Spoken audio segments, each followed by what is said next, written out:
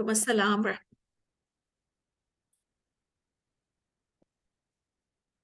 जी।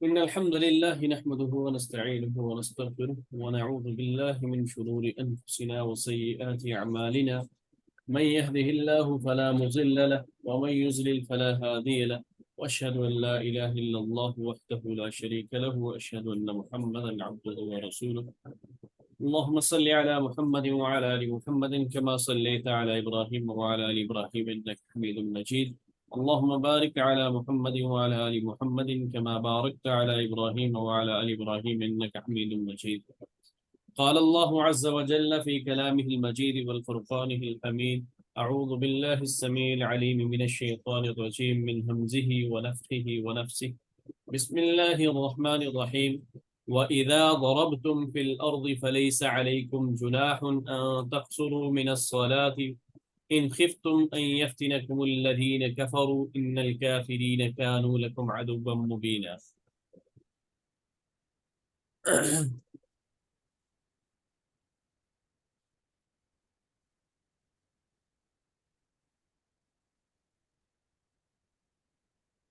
دین اسلام ایک حقیقت ہے اور اس حقیقت سے انکار نہیں کیا جا سکتا کہ اسلام ایک مکمل ضابطہ حیات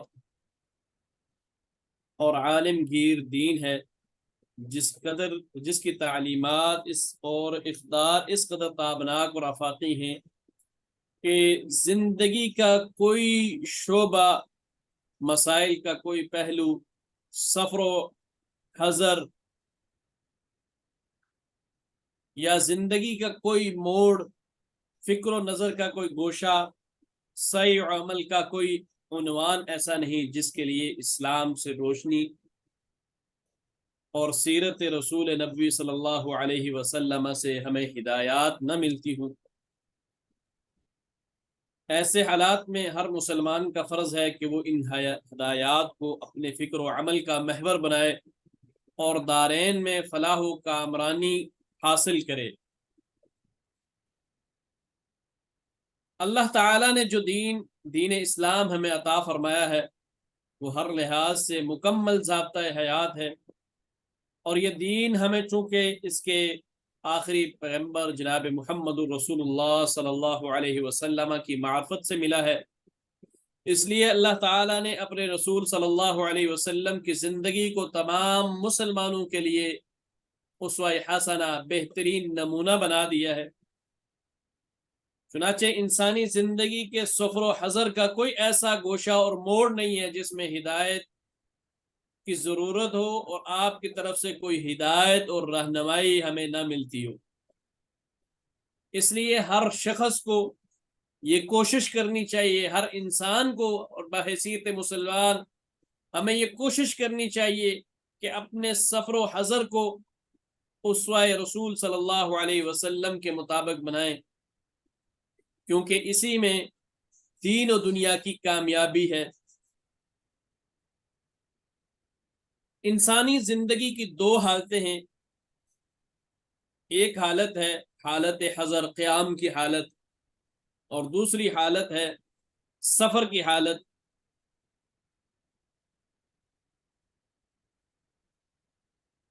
سفر کی حالت میں چونکہ مشقت و تکلیف کا امکان زیادہ ہوتا ہے، اس وجہ سے اللہ رب رحمان نے اس امت پر رحم کرتے ہوئے تخفیف اور آسانی کی سہولت سے نوازا، کیونکہ ہمارے دین میں تنگی نہیں ہے، ہمارا دین تمام دینوں سے زیادہ آسان ہے، جہاں مشقت و تکلیف کا امکان بھی نہ ہونے کے برابر ہے، وہاں تخفیف کا سوال کیے بغیر خود ہی اللہ تعالی نے آسانی پیدا کر دی، جیسا کہ اللہ رب العزت ارشاد فرماتے ہیں وَإِذَا ضَرَبْتُمْ فِي الْأَرْضِ فَلَيْسَ عَلَيْكُمْ جُنَاحٌ أَن تَقْصُرُوا مِنَ الصَّلَاةِ إِنْ خِفْتُمْ أَن يَفْتِنَكُمُ الَّذِينَ كَفَرُوا إِنَّ الْكَافِرِينَ لَكُمْ عَدُوٌّ مُّبِينٌ۔ جب تم سفر میں جا رہے ہو تو تم پر نمازوں کے قصر کرنے میں کوئی گناہ نہیں ہے، اگر تمہیں ڈر ہو کہ کافر تمہیں ستائیں گے، یعنی کافر تمہارے کھلے دشمن ہیں، ان سے ڈر ہو، تو پھر اللہ رب العزت نے اس کا بھی طریقہ بتا دیا کہ ان خطرات کے حالات میں تم نے وہ نماز کیسے ادا کرنی ہے. تو بہرحال ہمارا جو موضوع ہے آج کا وہ یہی ہے کہ سفر کی نماز اس کو ہم نے کیسے ادا کرنا ہے. تو یہ اللہ رب العزت نے ہمارے لیے آسانیاں پیدا کی ہیں کہ اللہ رب العزت نے 5 وقت کی جو فرض نماز تھی سفر کی حالت میں مشقت سے بچانے کے لیے اس نماز کو جو 4 رکعت والی نماز تھی اللہ رب العزت نے آسانی کرتے ہوئے اس نماز کو جناب محمد رسول اللہ صلی اللہ علیہ وسلم کے ذریعے ہمارے لیے مختصر کر دیا کہ ہم وہ نماز سفر کی حالت میں پوری پڑھنے کے بجائے جب ہمارا شرعی مسافت پر سفر ہو تو اس نماز کو ہم قصر کر سکتے ہیں.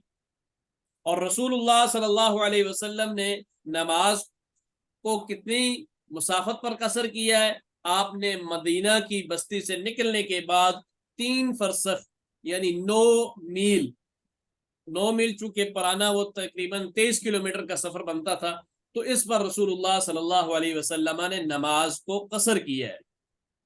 اور نماز قصر ہم نے کرنی کتنی دن ہے کتنا ہمارا سفر ہو تو کسی بندے کا جب عزم اور ارادہ پختہ ارادے کے ساتھ کہیں کسی مقام کی طرف سفر ہو اور وہ سفر 4 دن یا اس سے کم کا ہو تو ایسی صورت میں عزم و ارادہ یہی ہو کہ 4 دن یا اس سے کم رہنا ہے تو ایسی صورت میں نماز قصر کی جائے گی.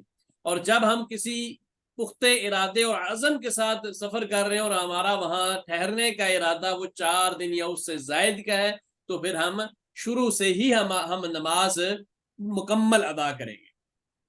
ٹھیک ہے جی. اب اس کے حوالے سے اگر کسی کے سوالات ہیں تو وہ سوالات کر سکتے.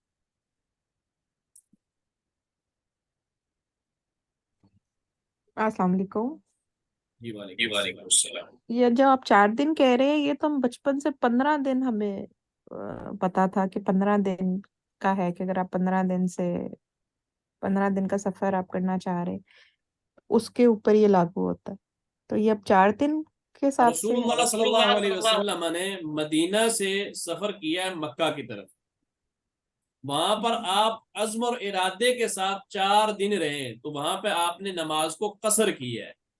تو اس لیے راجح موقف یہی ہے کہ 4 دن یا اس سے کم کہیں پختہ ارادہ کسی انسان کا ہو تو وہاں پر وہ نماز قصر کرے گا. باقی اس مسئلے میں اختلاف ہے. اس مسئلے سے اختلاف سے بچتے ہوئے ہمیں رسول اللہ صلی اللہ علیہ وسلم کی سیرت کو اپنانا ہے. فَإِن تَنَازَعْتُمْ فِي شَيْءٍ فَرُدُّوهُ إِلَى اللَّهِ وَالرَّسُولِ کہ رسول اللہ صلی اللہ علیہ وسلم کو فالو کریں گے جب ہمارے اندر اختلاف ہو جائے گا. تو ہم نے دیکھنا ہے کہ رسول اللہ صلی اللہ علیہ وسلم نے عزم اور ارادے کے ساتھ جو سفر کیا ہے وہ آپ کا کتنا تھا. آپ نے مدینہ سے مکہ کی طرف جو سفر کیا وہ 4 دن کا سفر تھا. وہاں آپ کا عزم اور ارادہ تھا اور آپ نے 4 دن نماز کو قصر کی ہے. اس کے علاوہ جتنی بھی ہمیں روایات ملتی ہیں وہ سب آپ کی اضطراری کیفیت تھی کہ جہاں پر آپ کو مجبوری کی حالت میں ٹھہرنا پڑا ہے. تو اگر عزم اور ارادے کے ساتھ کہیں سفر کیا جائے گا 4 دن یا اس سے کم کا تو وہاں پہ ہم نماز قصر کریں گے. لیکن ہمارا ارادہ اور عزم یہی تھا کہ ہم نے 4 دن ٹھہرنا ہے لیکن ہمیں کوئی کام پیش آ گیا تو جب تک ہمارا وہ کام مکمل نہیں ہو جاتا تب تک ہم اپنی نماز کو قصر ہی کریں گے. ٹھیک ہے جی. صحیح. اور اگر یہی چیز 4 گھنٹے ہو یا 5 گھنٹے ہو جیسے ہم یہاں سے دبئی جاتے ہیں یا شارجہ جاتے ہیں اور پھر شام میں واپس آ جاتے ہیں تو اس کے لیے کیا کریں گے؟ سفر کی مسافت 9 میل 23 کلومیٹر اپنے علاقے سے نکلنے کے بعد آپ نماز کو قصر کر سکتے ہیں. صحیح. ٹھیک. شکریہ. السلام علیکم رحمۃ اللہ وبرکاتہ. اگر وعلیکم السلام. اثر نماز ہماری قضا ہو جائے اور ہم واپس گھر آ جائیں جیسے دبئی گئے ہیں یا کہیں تو گھر آ کے ہم اس نماز کو ایز اے قصر پڑھیں گے یا ہم پوری جی پڑھیں قصر گے؟ ہی پڑھیں گے. جو ہماری سفر میں قصر ہوئی ہے اس کو قصر ہی پڑھیں گے. اور اگر ایک نماز کا وقت جو ہے وہ ہمارا سفر میں ہوا تھا لیکن ہم گھر پہنچے ابھی اس نماز کا وقت ہے تو پھر ہم گھر پہنچ کے اس نماز کو مکمل ہی پڑھیں گے.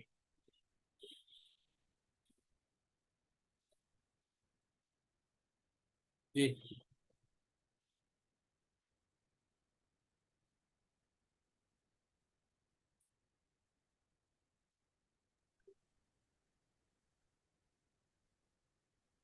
جی باقی کوئی سوالات ہیں آپ لوگوں کے تو دوسرے ٹاپک سے متعلق بھی، تو وہ بھی آپ لوگ پوچھ لیجئے پلیز.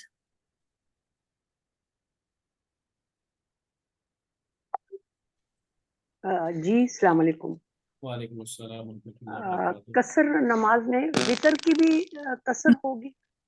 رسول اللہ صلی اللہ علیہ وسلم نے سفر اور حضر، قیام کی حالت میں بھی اور سفر کی حالت میں، ایک تو فجر کی سنتیں دو نہیں چھوڑی ہیں، اور آپ نے وتر نہیں چھوڑے. وتر کی قصر آپ کیا کریں گے؟ جی تو کتنا 3 وتر پڑھیں گے، یا میں نے تو سنا ہے 1 وتر بھی پڑھتے ہیں؟ 1 وتر بھی پڑھ سکتے ہیں، 3 بھی پڑھ سکتے ہیں. اچھا 1 وتر اگر پڑھنا ہے، جیسے میں پڑھتی ہوں کہ 1 رکعت میں 1 رکعت کے لیے کھڑے ہوئے تو سورۃ فاتحہ پڑھی، اس کے بعد کوئی اور سورت ملائی، اور پھر وہ دعائے قنوت پڑھی، اور جی بس ٹھیک ہے. پھر رکوع اور سجود جی جی بس اسی طرح پڑھنی ہے. لیکن اسی طرح 3 بھی پڑھتے ہیں. مستحب 3 کون پڑھنے سی کے ہے؟ 2 طریقے ہیں. ایک تو طریقہ یہ ہے کہ 2 رکعت پڑھنے کے بعد آپ سلام پھیر دیں اور پھر 1 رکعت الگ سے پڑھیں. ایک طریقہ تو یہ ہے. دوسرا جی طریقہ یہ ہے کہ 3 آپ اکٹھی پڑھیں اور آخر میں آپ نے تشہد بیٹھنا ہے، درمیان میں نہیں بیٹھنا. 2 رکعت کے جی بعد جی آپ نے تشہد نہیں بیٹھنا. جی جی جی ٹھیک ہے. تو 3 بھی پڑھ سکتے ہیں اور 1 بھی پڑھ سکتے ہیں جی اس میں سفر 3 میں. 5 7 9 آپ یہ اتنے وتر پڑھ سکتے ہیں. جی اچھا ٹھیک ہے. ابھی اور آپ ابھی بتا رہے تھے کہ قصر نماز جو ہے وہ ہم 4 دن تک پڑھ سکتے ہیں. ہاں جی 4 دن تک ہم قصر کہیں جائیں سفر کریں تو وہ پڑھ سکتے ہیں وہاں. جی کہیں ہمارا ارادہ ہاں جی ٹھہرنے کا رہنے ہو، کا ہے. رہنے کا پختہ عزم 4 دن یا اس سے کم کا ہے، تو پھر ہم قصر ہی نماز پڑھیں گے. اور اگر وہاں جا کے کسی مصروفیت کی وجہ سے اور رہنا پڑ جاتا ہے تو تو نماز جب قصر تک ہی ہماری وہ پڑھتے ہیں. مصروفیت ختم نہیں ہوتی تب تک ہم وہ نماز قصر ہی کریں گے. اچھا چلو ٹھیک ہے. ویسے ہم سنتے تو جیسے ابھی ایک سسٹر نے کہا کہ 14 دن کا ہم سنتے آئے ہیں. جی تو پاکستان میں تو اس طرح ہی ہوتا ہے کہ 15 دن یا 14 دن قصر نماز پڑھتے ہیں. لیکن دیکھیں حضور صلی اللہ علیہ وآلہ وسلم نے مدینہ سے مکہ سفر کیا تو صرف اتنا، وہ تو سفر کی ہمیں قصر بتائی گئی ہے نا. صرف وہاں سے اگر کریں گے سفر وہ ٹھیک ہے، وہ 4 دن ہو سکتا ہے. لیکن باقی تو میرا خیال ہے سارے ہم 14 دن ہی کرتے ہیں. رسول اللہ صلی اللہ علیہ وسلم جو عزم اور ارادے کے ساتھ آپ کا جو سفر تھا مکہ میں ٹھہرنے کا، وہ آپ کا 4 دن کا تھا. چلے یہ ٹھیک ہے کہ عزم ہم نے ارادہ یہی کیا، عزم اور جی ارادے کے ساتھ. ٹھیک ہے چلیں، تھینک یو، شکریہ. بھائی ایک سفر جو ہے وہ زیادہ بھی تو ہو سکتا ہے، مطلب مکہ سے مدینہ تو چلے ہو گیا، اگر اس زمانے میں کوئی بندہ وہاں سے چلا اور میں آپ چین سے کہہ گیا رہا ہوں یا کہ سفر آپ نے مدینہ سے مکہ کیا ہے اور آپ ٹھہرے 4 دن، وہاں پر آپ نے قصر کیا. اس کے بعد پھر آپ نے جگہ چینج کر دی ہے.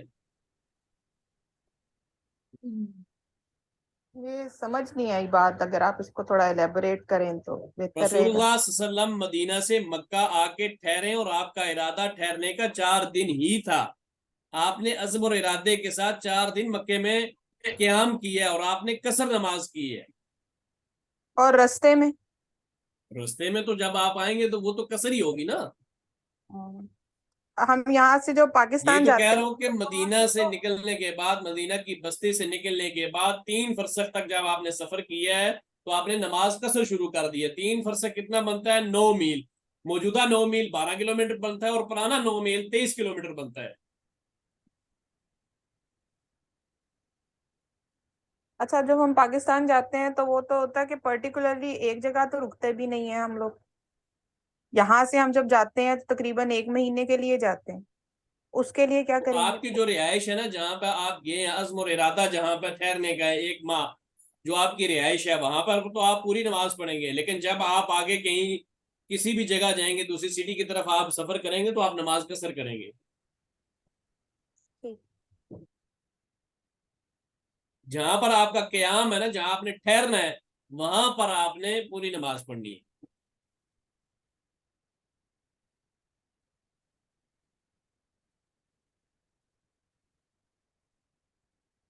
جی اور بعض اوقات لوگ یہ بھی سوال پوچھ رہے ہوتے ہیں کہ جب قصر نماز میں ہے تو کیا ہم سنتیں پڑھیں گے، یہ بھی پوچھتے ہیں، تو وہ بھی بتا دیجیے گا. حضرت عبداللہ ابن عمر رضی اللہ تعالیٰ عنہ سے یہی سوال کیا گیا تھا، تو انہوں نے کہا تھا کہ اگر میں نے سنتے ہی پڑھنی ہوتی تو پھر میں نماز قصر کیوں کرتا؟ جی تو یہ تو جو تکلیف تھی سفر کی، اس سے بچنے کے لیے اللہ نے رخصت دیا کہ 4 رکعت والی نماز آپ 2 رکعت پڑھیں، بھائی اب مشقت سے ریسنٹ بچائیں۔ حج کے لیے گئے تو وہاں پہ مینا میں یہی بحث چلتی رہی، اور بہت سی جو خواتین تھی وہ ایسے ہی کرتی رہی کہ قصر بھی پڑھ رہی تھی، سنت بھی ادا کر رہی تھیں، اور وہ اسی بات پہ بحث تھی کہ سنت کا تو ثواب ہی ثواب ہے، تو آپ نے سنت پڑھنی ہی پڑھنی ہے، اور ساتھ قصر بھی کر رہے تھے، کچھ لوگ قصر کر رہے تھے، کچھ لوگ قصر تو نہیں جب کر رہے قصر تھے۔ کر رہے ہیں تو پھر سنت کس لیے پڑھ رہے ہیں؟ یہ تو وہی بتا سکتی ہیں بہتر کہ وہ یہ ایسا اصل کیوں میں کر ہمارے ہاں جہالت ہے نا، جی ہم دین کو سیکھنا ہی نہیں چاہتے نا۔ صحیح۔ السلام علیکم ورحمۃ اللہ وبرکاتہ۔ وعلیکم السلام ورحمۃ اللہ وبرکاتہ۔ اچھا، اس کے حوالے سے میں ایک یہ بات بتا دوں کہ حضرت عائشہ صدیقہ رضی اللہ تعالی عنہا یہ کام کیا کرتی تھی کہ وہ کہتی تھی کہ یہ مشقت کی وجہ سے سفر میں نماز قصر کرنے کا حکم ہے، تو مجھے سفر میں کوئی مشقت ہے ہی نہیں ہے، اس لیے میں پوری پڑھوں گی۔ تو حضرت عائشہ صدیقہ رضی اللہ تعالی عنہا وہ پوری نماز پڑھا کرتی تھی، جبکہ عبداللہ ابن عمر رضی اللہ تعالی عنہ وہ قصر ہی کیا کرتے تھے سفر میں، کہ اللہ نے رخصت دی ہے تو رخصتوں پر عمل کرنا چاہیے۔ جی میں پوچھنا چاہ رہی تھی کہ جیسا کہ ہم لوگ بیرون ملک رہتے ہیں، اور اسی طرح پاکستان میں بھی ہمارا اپنا گھر ہے، لیکن اگر ہم صرف 3 دن سے کم عرصے کے لیے پاکستان جاتے ہیں، اپنے ہی گھر رکتے ہیں، تو وہاں پہ بھی کیا ہم قصر ادا کریں گے، یا کتنے دن سے؟ 3 دن سے کم، یعنی 4 دن سے کم اگر جاتے ہیں اور وہاں پہ اپنی ہی رہائش ہے، تو کیا ادھر قصر ادا کریں گے پاکستان جا کے، یا وہ کیا ہوگا، سفر کی حالت میں ہوں گے؟ اپنے گھر جائیں گے تو پوری پڑیں گے، اور اچھا، اپنے گھر سے کہیں الگ ہوں گے تو وہاں پہ آپ نے قصر کرنی ہے۔ یعنی ہمارا گھر جیسے کہ اب بیرون ملک رہتے ہیں، ہم دبئی، جی، ابو ظبی، شارجہ رہتے ادھر ہیں، لیکن ملنے کے لیے سال بعد جاتے ہیں، میں اس سلسلے میں پوچھ رہی تھی، یعنی کہ جب آپ ادھر۔ اپنے گھر جائیں گے نا، جو آپ کا ذاتی وہاں گھر ہے، تو وہاں پہ جب آپ جائیں گے تو آپ پوری نماز پڑھیں گے۔ صحیح، جزاک اللہ، جزاک اللہ۔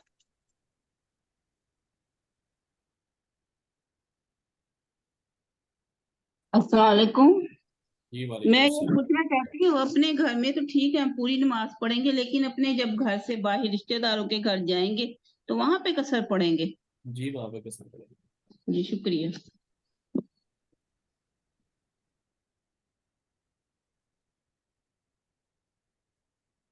جی قاری صاحب، اگر اپنا گھر جیسے سسرال ہو، یا آپ اپنی امی کے گھر گئے ہیں، اور مطلب سب کا مشترکہ گھر ہے، تو وہ بھی اپنے گھر میں ہی کاؤنٹ ہوگا؟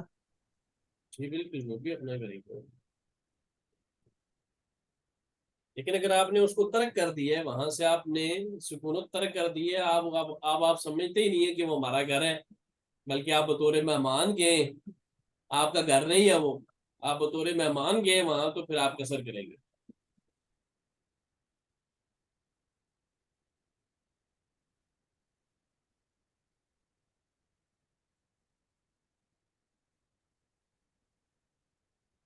السلام علیکم ورحمۃ اللہ وبرکاتہ۔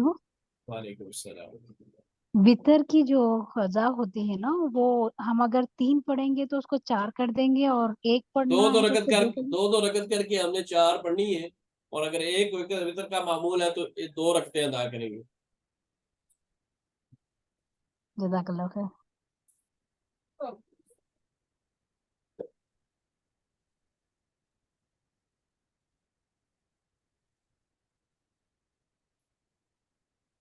جی جی ایک یہ سوال بھی ہے کہ جیسے آج ہمارا ٹاپک ہے اشراق سے متعلق، تو لوگ بعض اوقات پوچھتے ہیں کہ جیسے چارج تو اشراق اور وہ نام مختلف ہے لیکن نماز تو ایک ہی ہے، یہ صلاۃ الضحیٰ، تو وہ کہتے ہیں کہ کیا صرف کیا ہمیں جیسے اگر کسی نے اشراق پڑھ لی ہے تو کیا اس کو پھر بعد میں اوابین وہ نہیں پڑھنا چاہیے، یا کہ مطلب کیا سب پڑھ سکتے ہیں، یا کہ اگر صبح پڑھ لیے تو پھر بعد میں وہ نہ پڑھے، اس طرح کا کچھ ہے؟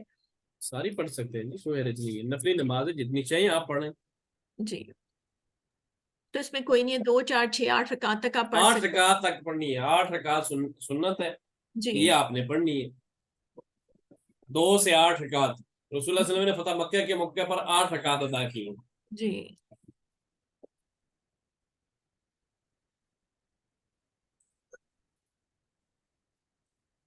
جی، اور استخارے سے متعلق اگر کسی کا کوئی کوشچن ہے تو وہ پوچھ سکتا ہے. یہ آج کے ٹاپک ہیں ہمارے، اور یہ قصر سے متعلق ہے، اشراق، یہ والے 3 ٹاپک ہیں. پلیز اگر کچھ کوشچنس ہے تو پوچھ لیجیے. 7-8 منٹ آپ لوگوں کے پاس ہیں.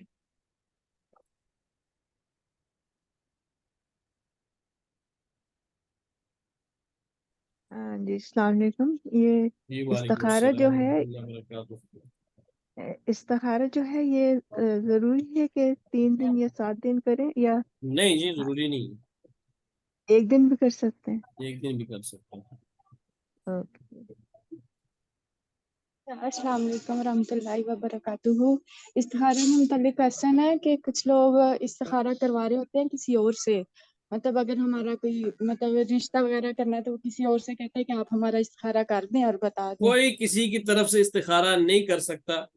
یاد تو رکھیے، خود کرنا پڑتا ہے. جب کسی کو کوئی جائز امر درپیش ہو اور وہ اس میں متردد ہو، اس کو شک ہو کہ یہ کام کروں یا نہ کروں، جب کسی کام کا ارادہ کرے تو اس موقع پر استخارہ کرنا یہ سنت ہے. رسول اللہ صلی اللہ علیہ وسلم نے صحابہ کرام رضوان اللہ علیہ مجمعین کو استخارہ کرنا ایسے سکھلایا، استخارہ کی دعا ایسے سکھلائی ہے کہ صحابہ کرام فرماتے ہیں کہ جیسا کہ آپ ہمیں قرآن کی آیات سکھلایا کرتے تھے ایسے سکھلائی ہے. اور جو استخارے کی دعا ہے وہ اس طرح ہے: اللہم انی استخیرک بعلمک واستقدرک بقدرتک. اے اللہ، یقیناً میں تجھ سے تیرے علم کی مدد سے خیر مانگتا ہوں، میں مانگتا ہوں، کوئی دوسرا جب کرے گا تو وہ کیسے کرے گا. واستقدرک بقدرتک، اور اے اللہ تجھ سے تیری قدرت کے ذریعے استطاعت مانگتا ہوں. واسألک من فضلک العظیم، اور اے اللہ میں تجھ سے تیرا فضل عظیم مانگتا ہوں. فإنک تقدر ولا اقدر، بے شک تو ہر چیز پر قادر ہے، میں کسی چیز پر قادر نہیں ہوں. وانت ولا اعلم وانت علام الغیوب، اور تو ہر کام کو جاننے والا ہے، میں کچھ نہیں جانتا ہوں، تو تمام غیبوں کو جاننے والا ہے. تو پھر آگے جو دعا ہے اس کے الفاظ ہے: اللہم ان کنت تعلم ان ھذا الامر خیر لی فی دینی، کہ اے اللہ تو جانتا ہے کہ یہ کام جس کا میں ارادہ رکھتا ہوں میرے لیے، میرے دین، میری زندگی اور میرے انجام کے لحاظ سے بہتر ہے، تو اسے میرے لیے مقدر کر دے اور آسان کر دے. مجھے بتلائیے کہ دوسرا اس دعا کو کیسے کر سکتا ہے. اس دعا میں سب کچھ جو جس بندے کے متعلق ہے، جس نے مانگنا ہے، اسی کے متعلق دعا سکھلائی گئی ہے متکلم کے سیغوں کے ساتھ. تو کوئی دوسرے کی طرف سے کیسے کر سکتا ہے؟ یہ جو آج کل دکانیں کھلی ہوئی ہیں یہ صرف پیٹ بھرنے کا ایک ڈھنگ ہے، اس سے بچنا چاہیے. استخارہ سنت ہے، اس کو اسی طریقے سے کیا جائے گا جیسے رسول اللہ صلی اللہ علیہ وسلم نے سکھلایا ہے، کوئی کسی دوسرے کی طرف سے نہیں کر سکتا. جی جی، اور بچوں کے رشتے کے سلسلے میں جیسے بعض اوقات ہوتا ہے تو کیا ماں کر سکتی ہے؟ جیسے بچے تو کریں ہی، لیکن ماں کے متعلقہ ہے نا، ماں کرے گی، باپ کرے گا، بیٹی کرے گی، اور ٹھیک جو رشتہ کرنا چاہتا ہے بیٹا وہ کر سکتا ہے. ٹھیک ان کے تو متعلقہ ہے. جی ٹھیک ہے. آپ والدہ نے کرنا ہے تو وہ بھی کہے گی نا کہ اللہم ان کنت تعلم ان ھذا الامر، یہ جو جی کام میں کرنا چاہ رہی ہوں، بیٹی کا رشتہ، تجھے پتا ہے کہ یہ کام میرے حق میں، میرے دین کے لحاظ سے یہ بہتر ہے یا نہیں. تو یہ تو براہ راست والدین کے ساتھ اس کا تعلق ہے نا، وہ تو کر سکتے ہیں، جی لیکن کوئی دوسرا کیسے کر سکتا ہے. جی بالکل. اور یہ جیسے حاضل امر جہاں پہ آئے گا تو یہاں پہ پھر آپ کو وہ حاضل بتانا امر ہے کے حاضل امر بھی کہہ سکتے ہیں، اور اس جو جس کام کے لیے کیا جا رہا ہے اس کام کا نام بھی لے سکتے ہیں. حاضل امر بھی کہیں گے تو وہ بھی اس کا مطلب بھی وہی ہوگا کہ جو اس کام کا نام لینے کا ہے. ٹھیک ہے. تو یا دونوں طرح ہی حاضل، جائز ہے. جی ٹھیک ہے، یا حاضل امر کہتے ہیں یا پھر اس کام کا نام لے لیں اور بعد میں جی بھی پھر بول سکتے ہیں. ٹھیک ہے. اچھا حافظ صاحب، ذرا اس کا استخارے کی دعا کا طریقہ بھی بتا دیجئے کہ صرف عشاء کی نماز کے بعد ہی نہیں پڑھنا جی، ہے یا کبھی بھی کر سکتے ہیں، کوئی ہر عشاء کی ہر نماز میں. نماز کے بعد دعا کر سکتے ہیں؟ یہ تو دعا نہیں، ہے 2 نا. رکعت ادا کر کے کرنا ہے، 2 رکعت اچھا، فرضوں کے علاوہ، فرضوں کے ہاں علاوہ 2 رکعت ادا کر کے کر سکتے ہیں.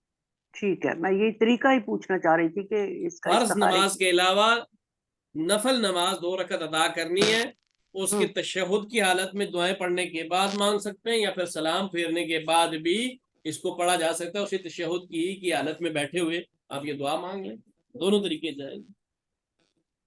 کسی وقت بھی ہو سکتا ہے، ضروری نہیں عشاء کے بعد. جی، اور اس کے لیے خواب میں آنا ضروری نہیں ہے. کہتے ہیں نا کہ خواب ہے، اور ہم تقریباً لگے رہتے ہیں، ہم میں سے ہر بندہ یہی لگا رہتا ہے کہ استخارہ کے بعد مجھے خواب آئے گا، اور اس کے اوپر اس کو یقین ہوتا ہے. خواب آنا ضروری نہیں ہے. جس کام کے لیے کیا اس کام کے حق میں اس کا مطمئن ہونا جو یہ کفایت کر جائے گا. اس کام سے نفرت ہو گئی ہے تو اس کا مطلب ہے کہ یہ بھی اس کے لیے درست نہیں ہے. تو خواب میں آنا ضروری نہیں ہے. جی، دل کا اطمینان مطلب اگر ہو جاتا ہے تو وہ بھی صحیح ہے. جی جی. حافظ صاحب، یہ جو استخارہ ہے ایک کام کے لیے اگر دل مطمئن نہ ہو رہا تو کتنی دفعہ ہم کر سکتے ہیں؟ جتنی مرتبہ آپ کا دل چاہے آپ کر سکتے ہیں.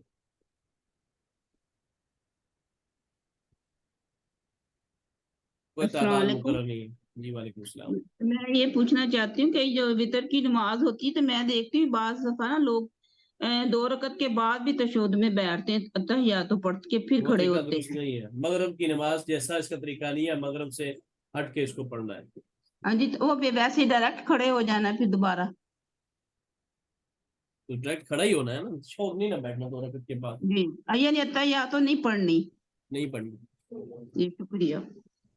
اگر 3 رکعت پڑھیں گے تو دوسری رکعت میں تشہد نہیں بیٹھیں گے. اسی طرح 5 رکعت والا وتر اس میں بھی تشہد نہیں بیٹھیں گے. 7 والی رکعت والی میں بھی نہیں بیٹھیں گے. اگر آپ نے 9 پڑھنے تو 9 کے بعد 9 پڑھنے والے میں 8ویں رکعت میں آپ نے تشہد بیٹھنا ہے، اور پھر اس کے بعد کھڑے ہونا ہے، اور پھر 9ویں رکعت پڑھنی ہے. 8ویں رکعت میں تشہد بیٹھنی ہے.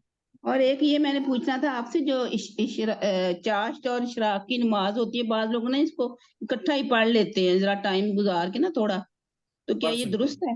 پڑھ سکتے پڑھ سکتے ہیں. شکریہ. ہیں. جی.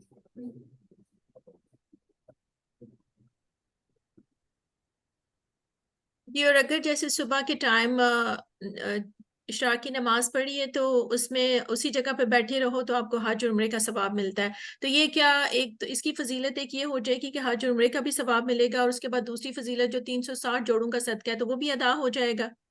جی وہ بھی ادا. ٹھیک. یہ حج اور عمرے کی فضیلت وہاں بیٹھے رہنے سے ملے گی. جی. جبکہ اگر آپ وہاں نہیں بھی بیٹھے ہیں تو 360 جوڑوں کا جو صدقہ ہے وہ آپ کے نقاد ادا کرنے سے ادا ہو جائے گا. جی. اگر آپ فضیلت حج اور عمرے کی لینا چاہتے ہیں تو آپ نماز پڑھنے کے بعد اپنے مصلے پر بیٹھے رہیں، سورج نکلنے کے بعد 2 رکعت ادا کریں تو آپ کو حج اور عمرے کا ثواب مل جائے گا. جی. السلام علیکم ورحمۃ اللہ وبرکاتہ. قاری صاحب. وعلیکم السلام ورحمۃ اللہ وبرکاتہ. جی، میرا سوال یہ ہے کہ بیوی اپنے شوہر کی جاب کے لیے بھی استخارہ کر سکتی ہے؟ تو ہر اگر بعض کام کے لیے اوقات کیا جا سکتا ہے. ہر کام کے لیے کیا جا سکتا ہے. جی، اور میرا دوسرا ہر سوال یہ ہے جائز کہ کام کے لیے. ہر جائز کام کے لیے. اب ایک بندہ کہہ رہا ہے وہ اس لیے استخارہ کرے کہ میں فلاں بندے کو مار دوں گا تو یہ استخارہ درست نہیں ہوگا. اسی طرح کوئی چوری کرنے کے لیے استخارہ کرتا ہے تو یہ درست نہیں ہوگا. ہر جائز اور درست کام کے لیے استخارہ کیا جا سکتا ہے. اور میرا دوسرا سوال یہ ہے کہ بعض اوقات جو بھی ہم لوگ استخارہ کر کے ہم لوگ سوتے ہیں وہ نہیں، ہمیں واضح اس چیز کا اشارہ نہیں ملتا. میں یا میں یہی بھی کہہ جو رہا ہوں ہم کہ لوگ استخارہ میں خواب کا آنا ضروری نہیں ہے. خواب آ بھی سکتا ہے، نہیں بھی آ سکتا. اب ہم خواب پہ ہی یقین کر کے بیٹھ جائیں کہ ہمیں یہ خواب آیا ہے تو ایسا بھی نہیں ہے. آپ کے دل کا اطمینان ہونا ضروری ہے. اگر کوئی اشارہ کوئی اس طریقے کا بھی وہ نہیں ہو رہا، اشارہ ہمیں تو آنا فیل ہو رہا ہے، ضروری تو بس نہیں ہے نا. اللہ پہ چھوڑ اشارہ دینا ہے ہی چاہیے. نہیں ہے. جب اشارے کا آنا تو ضروری ہے ہی نہیں ہے. وہ تو شریعت نے بتایا ہی نہیں ہے. یہ تو ہم اپنی طرف سے کہتے ہیں کہ اشارہ بھی آئے گا، خواب میں بھی دکھایا جائے گا. ایسا نہیں ہوتا. دل کا اطمینان ہونا ضروری ہے. اگر آپ نے استخارہ کیا اور آپ کا دل مطمئن ہے تو آپ وہ کام کر لیں. اگر دل مطمئن نہیں ہے تو آپ وہ کام نہ کریں. اور اگر آپ کو تردد ہے، آپ دوبارہ کرنا چاہتے ہیں تو آپ دوبارہ استخارہ کر سکتے ہیں. ٹھیک ہے جی. جی.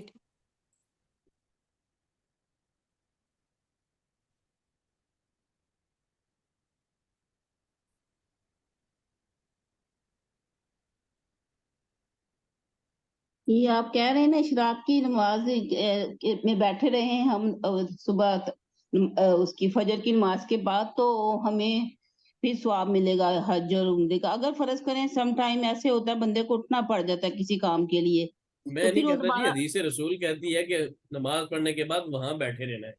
اور جی سورج جی نکلنے کے بعد تک وہاں یعنی سورج نکلنے تک وہاں ذکر و اذکار میں مشغول رہنا ہے. یہ میں نہیں کہتا، ٹھیک. شریعت کہتی ہے، جی حدیث جی کہتی ہے، رسول اللہ علیہ وسلم کا فرمان ہے. جی جی جی ٹھیک ہے. جی تو آپ نے وہاں بیٹھے رہیں گے تو آپ کو ثواب ملے گا. اگر آپ کسی بھی کام کے لیے، کسی بھی حاجت کے لیے اٹھی ہیں تو وہ ثواب جو حج اور عمرے کا وہ نہیں ملے گا. البتہ 360 جوڑوں کا جو ثواب ہے، صدقے کا جو ثواب ہے، وہ آپ کو مل جائے گا. ٹھیک ہے جی، سمجھ آ گئی اب. یعنی اگر مجبوری ہو تو پھر تو یعنی اٹھ جائیں، یعنی کوشش کریں کہ آپ بیٹھے رہیں. جی ٹھیک ہے.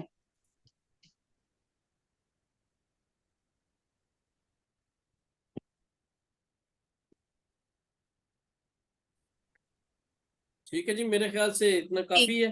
جی ٹھیک ہے، بہت شکریہ. باقی جو سوالات ہیں وہ اگلے بدھ کے لیے کر لیں. جی ٹھیک، انشاءاللہ تعالیٰ دیکھتے ہیں. ٹھیک ہے، السلام علیکم. وعلیکم السلام ورحمۃ اللہ وبرکاتہ. جزاک اللہ خیر.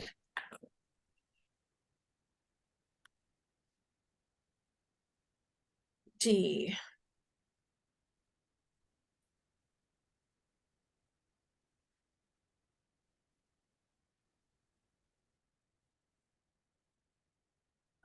ہم اپنی دعا سے سٹارٹ کر لیتے ہیں. نیت کے اخلاص کی دعا. اللهم اجعل عملي كله صالحا واجعله لوجهك خالصا ولا تجعل لأحد فيه شيئا. اے اللہ میرے سارے عمل کو صالح بنا دے اور اسے اپنے چہرے کے لیے خالص کر لے اور اس میں کسی ایک کے لیے بھی کوئی حصہ نہ رکھ.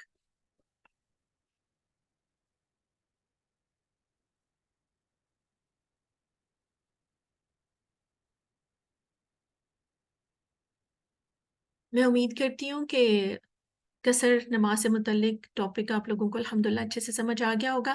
آج کے ہمارے دوسرے 2 ٹاپک ہیں اشراق، صلاۃ الضحیٰ کی نماز، اوابین، چاشت. یہ سب اس کے نام ہیں، نماز ایک ہی ہے، مختلف نام ہیں. اس کی ڈیٹیل انشاءاللہ ہم لوگ دیکھ لیتے ہیں. نماز اشراق، اس نماز کے مختلف اوصاف کی وجہ سے مختلف 3 نام ہیں. اشراق سورج طلوع ہونے کا وقت، ضحیٰ روشنی ہونے کی وجہ سے، اوابین وہ وقت جب اونٹوں کے بچوں کے پاؤں جلنے لگ جائیں. تو یہ ایک ہی نماز کے مختلف نام ہیں.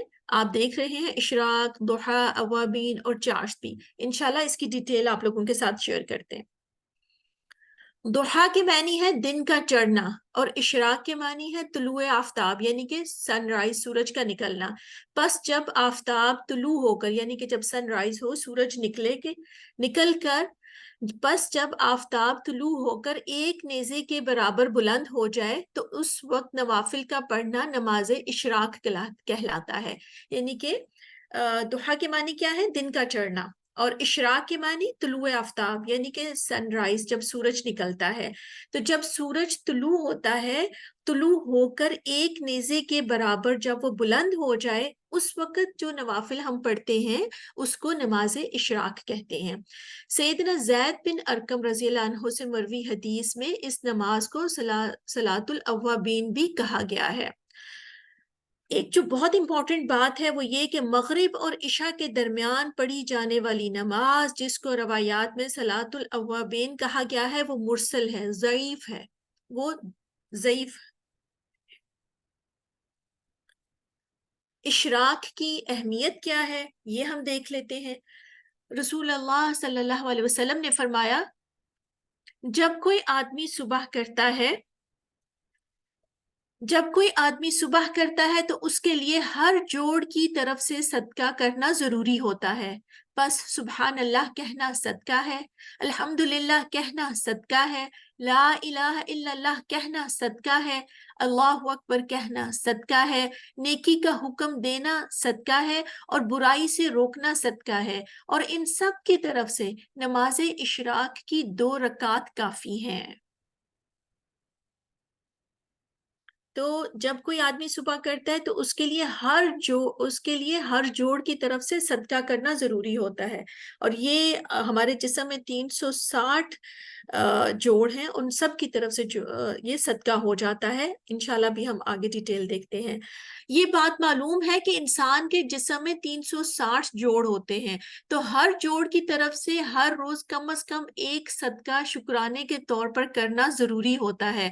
اور مذکورہ حدیث کے مطابق اگر اشراق کی 2 رکعت ادا کر لی جائیں تو 360 جوڑوں کی طرف سے صدقہ ادا ہو جاتا ہے. تو انسان کے جسم میں کتنے جوڑ ہیں؟ 360. تو جب ہم یہ 2 نفل صبح اشراق کے پڑھ لیتے ہیں تو ہمارے یہ 360 جوڑوں کی طرف سے یہ صدقہ ہو جاتا ہے. آپ یہ دیکھیے 360 جوائنٹ بونز. اگر ہم اس کو تھوڑا سا دیکھیں تو 147 جوائنٹس یہ ورٹیبل کالم میں ہوتے ہیں. یہ جوائنٹس ہمارے 24 جوائنٹس in the thorax اور 86 joints in the upper extremity میں ہوتے ہیں. 92 joints lower extremity میں ہوتے ہیں اور 11 joints pelvis میں. تو یہ ٹوٹل 360 joints ہیں ہمارے پورے جسم کے اندر جن کی طرف سے یہ پھر صدقہ ہمارا ادا ہو جاتا ہے. یہ آپ دیکھ سکتے ہیں ورٹیبل کالم میں. یہ آپ دیکھیے یہ سب سے پہلے جو ہماری بیک بون پیچھے ہوتی ہے اس میں یہ والے سارے جوائنٹس ہیں ہمارے.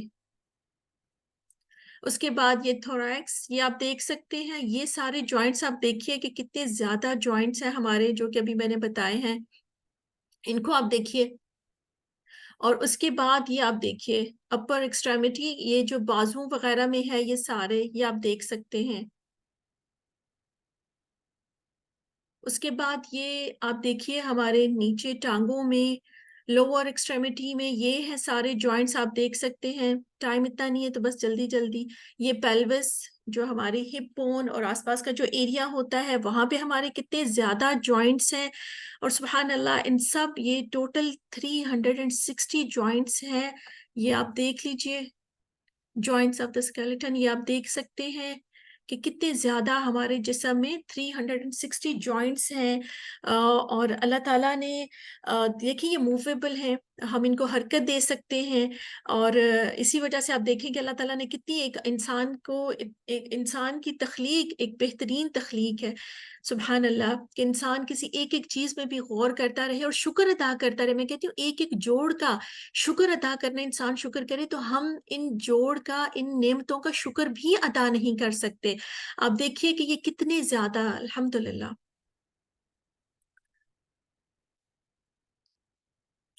اور یہ جو ہم نماز پڑھتے ہیں آپ کو پتہ یہ بھی ہماری ہیلتھ کے لیے بھی ایک فزیکل ہیلتھ کے پوائنٹ آف ویو سے بھی یہ ہمارے لیے بہت اچھی ہے.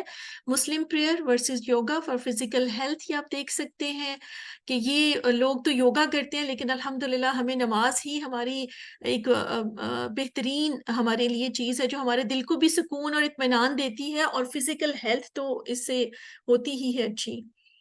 یہ آپ دیکھ سکتے ہیں pain management course with Muslim prayer. یہ آپ دیکھیے کہ جب ہم قیام کرتے ہیں اس وقت بیک پین ریلیف جیسے وہ بتایا تھا نا کہ قیام آپ بالکل سیدھے اسٹریٹ کھڑے ہوتے ہو تو بیک پین کو ریلیف ملتا ہے. دین لوور پین ریلیف ہے جب ہمارے نی کو آپ کو پتہ ہے اس کو سکون ملتا ہے اس کے لیے ریلیف ہوتا ہے. دین اینکل اور دین ٹو یہ سب پین ریلیف ہوتے ہیں جب ہم بالکل قیام کرتے ہیں سیدھے کھڑے ہوتے ہیں. پھر جب ہم رکوع کرتے ہیں تو دیکھیے لوور بیک پین اس میں آپ کو ریلیف ملے گا. ہپ پین ریلیف اس میں ہوگا. اس کے بعد نی پین ریلیف نی جب ہم رکوع کرتے ہیں تو جیسے آپ کو بتایا تھا کہ ایک دم بالکل بازو بھی ہمارے اسٹریٹ ہوں تو اگر آپ نے دیکھا ہوگا تو جب ہم اسٹریچ کرتے ہیں تو یہ ایک اس سے ہمارے پین ریلیف ہوتا ہے. ایون اینکل میں ٹو میں یہ آپ دیکھ سکتے ہیں.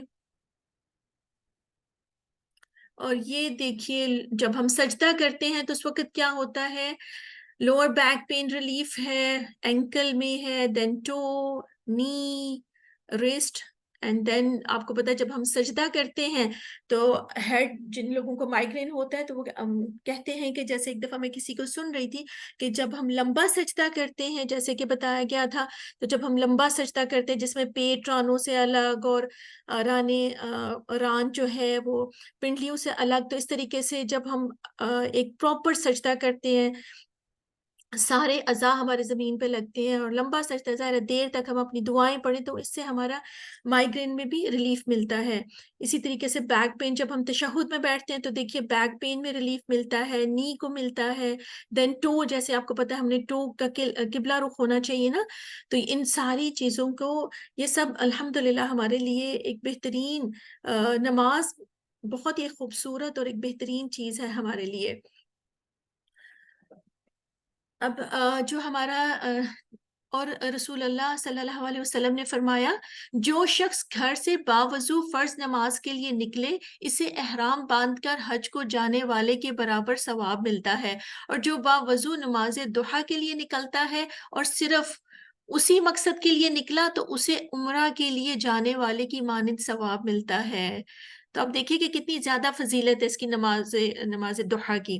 سیدنا ابو ہریرہ رضی اللہ عنہ فرماتے ہیں، میرے دوست رسول اللہ صلی اللہ علیہ وسلم نے مجھے 3 کاموں کی وصیت فرمائی جنہیں میں مرتے دم تک نہیں چھوڑوں گا. وہ یہ کہ ہر ماہ 3 روزے رکھوں، نماز اشراق کا اہتمام کروں اور سونے سے پہلے وتر پڑھوں. تو نبی کریم صلی اللہ علیہ وسلم نے کون سے 3 کاموں کی وصیت کی تھی؟ ایک یہ کہ ہر ماہ 3 روزے رکھنے، نماز اشراق کا اہتمام اور سونے سے پہلے وتر. نماز ضحیٰ اور اشراق ہی نماز اوابین ہے. رسول اللہ صلی اللہ علیہ وسلم نے فرمایا، بہت زیادہ نیک آدمی ہی نماز اشراق کی حفاظت کر سکتا ہے اور یہی نماز اوابین ہے. اشراق کا وقت کیا ہے؟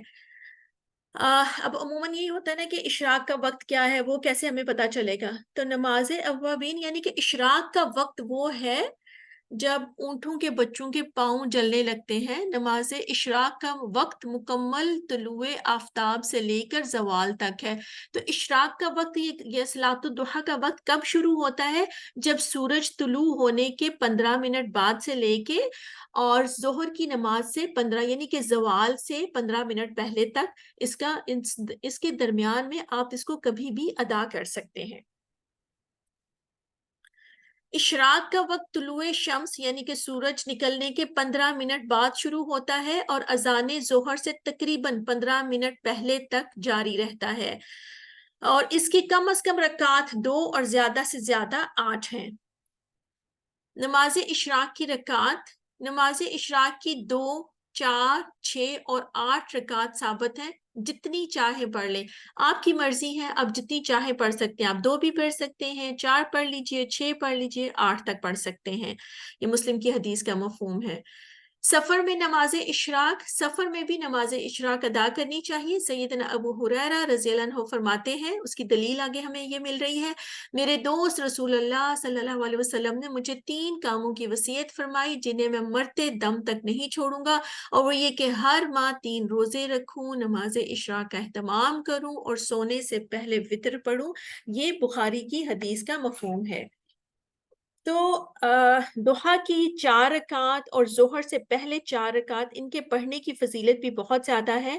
آپ صلی اللہ علیہ وسلم نے فرمایا، جس نے ضحیٰ کی 4 رکعات اور ظہر کی 4 رکعات یعنی سنت مؤکدہ پڑھی تو اس کے لیے جنت میں گھر بنایا جائے گا.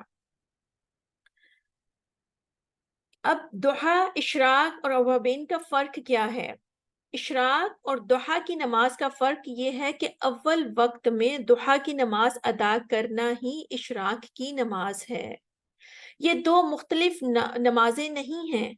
اس کا نام اشراق اس لیے رکھا گیا ہے کہ سورج نکلنے اور اس کے بلند ہونے کے بعد ادا کی جاتی ہے، اور سورج کے نکلنے کو شرق کہتے ہیں. اور یہ صلاۃ الضحیٰ، اشراق، صلاۃ الاوابین، یہ سب اسی کے نام ہیں.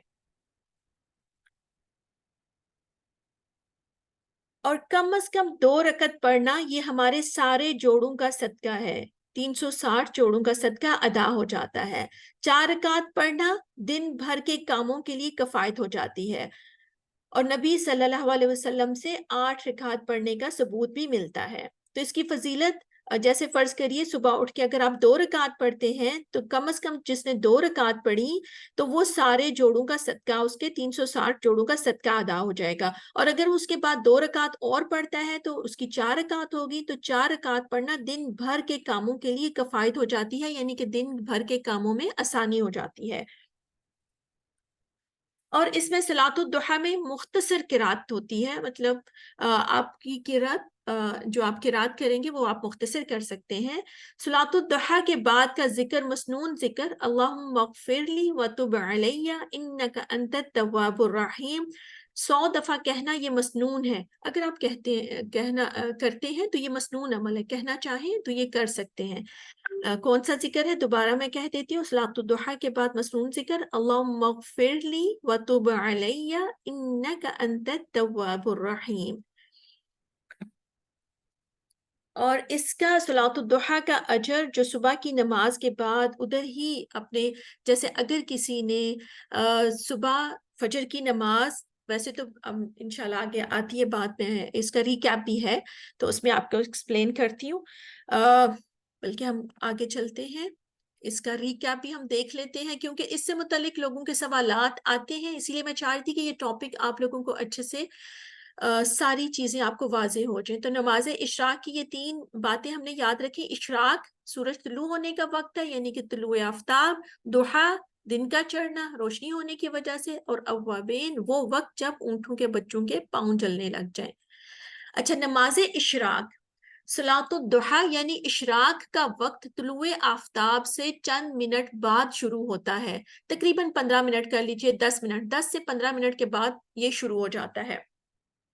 اسے نماز فجر اور صبح کے وظائف پڑھ کر اٹھنے سے پہلے اسی مقام پر ادا کرنا چاہیے. حضور صلی اللہ علیہ وسلم نے فرمایا، جس آدمی نے فجر کی نماز جماعت سے پڑھی، پھر سورج طلوع ہونے تک بیٹھ کر اللہ تعالیٰ کا ذکر کرتا رہا اور 2 رکعت نماز ادا کی، اسے پورے 1 حج اور 1 عمرے کا ثواب ملے گا. تو آپ نے دیکھا یہ ہمارے پاس دلیل ہے. دوبارہ میں کہہ دیتی ہوں کیونکہ یہ بہت فضیلت والی بات ہے کہ جس آدمی نے فجر کی نماز جماعت سے پڑھی اور پھر سورج طلوع ہونے تک بیٹھ کر اللہ تعالیٰ کا ذکر کرتا رہا اور 2 رکعت نماز ادا کی، اسے پورے 1 حج اور 1 عمرے کا ثواب ملے گا.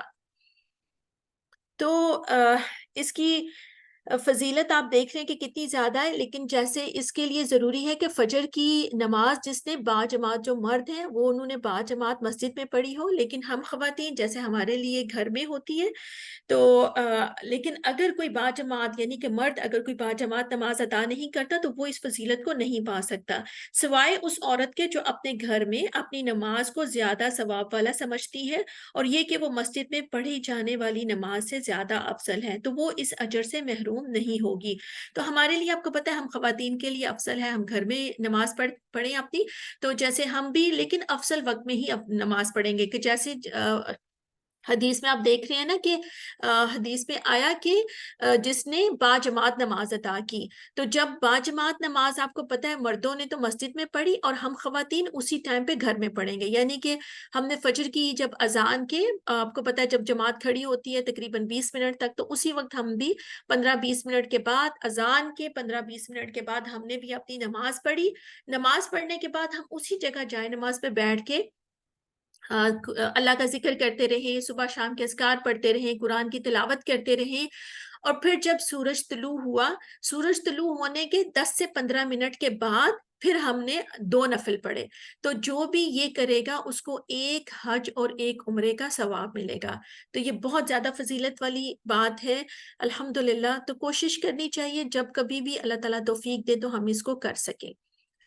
اب ہم دیکھتے ہیں کہ چاشت کا وقت آفتاب کے خوب طلوع ہو جانے پر شروع ہو جاتا ہے. جب سورج خوب اچھی طریقے سے طلوع ہو جاتا ہے، نکل آتا ہے، تو اس وقت اس کا وقت شروع ہوتا ہے. یعنی کہ ہے تو وہی والی نماز، لیکن بعض اگر کسی کو اگر کوئی صبح جلدی نماز پڑھا اور اس کے بعد سو گیا یا تو اس کے بعد سے پھر اگر کوئی بعد میں اٹھتا ہے تو وہ اس وقت یہ والی نماز پڑھ لے گا، تو نام صرف مختلف ہو جائے گا. تو آفتاب کے خوب طلوع ہو جانے پر شروع ہوتا ہے. جب طلوع آفتاب یعنی کہ جب سورج نکلتا ہے اور آغاز ظہر کے درمیان کل وقت کا آدھا حصہ گزر جائے تو یہ چاشت کے لیے افضل وقت ہے. رسول اللہ صلی اللہ علیہ وسلم نے فرمایا، اللہ تعالیٰ ارشاد فرماتے ہیں دن کے شروع میں میرے لیے 4 رکعت نماز ادا کر، میں تیرے سارے کاموں کے لیے کافی ہو جاؤں گا۔ تو یہ بھی بہت خوبصورت ایک حدیث ہے، میں دوبارہ پڑھ دیتی ہوں کہ اللہ تعالیٰ ارشاد فرماتے ہیں دن کے شروع میں میرے لیے 4 رکعت نماز ادا کر، میں تیرے سارے کاموں کے لیے کافی ہو جاؤں گا۔ تو اب دیکھیں صبح فجر کی نماز پڑھی اور اس کے بعد سے جیسے یہ اگر کسی نے 2 نفل پڑھتا ہے سورج نکلنے کے 10-15 منٹ کے بعد، تو وہ اگر کوئی فرض کریں اسی جگہ پہ نہیں بھی بیٹھ سکا، اٹھ کے ظاہر بعض اوقات بچوں کو اسکول کے لیے بھیجنا ہوتا ہے یا اور کام ہوتا ہے، تو پھر جب اپنے ان کاموں سے فارغ ہو کے تو وہ 2 نفل پڑھ لیں گے۔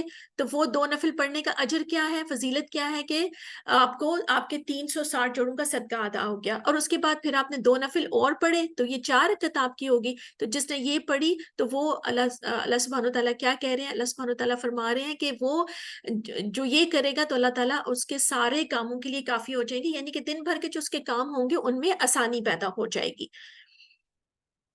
تو اس کو ایک عادت بنانی ہے انشاءاللہ کہ اٹھ کے فجر کی نماز کے بعد 2 کر کے یہ 4 رکعت ہم ادا کر لیں۔ صلاۃ الاوابین یعنی صلاۃ الضحیٰ ہی ہے جو سورج اونچا ہونے اور زوال سے پہلے 2، 4 یا 6 یا 8 رکعت پڑھی جاتی ہے۔ وقت بدلنے کی وجہ سے اس کا نام بھی بدل گیا، اور ایک قول یہ ہے اطاعت کی طرف پلٹنے والے، اواب ہوتا ہے نا پلٹنے والا۔ اگرچہ یہ طلوع شمس یعنی سورج نکلنے سے لے کر زوال سے پہلے تک ادا کی جا سکتی ہے۔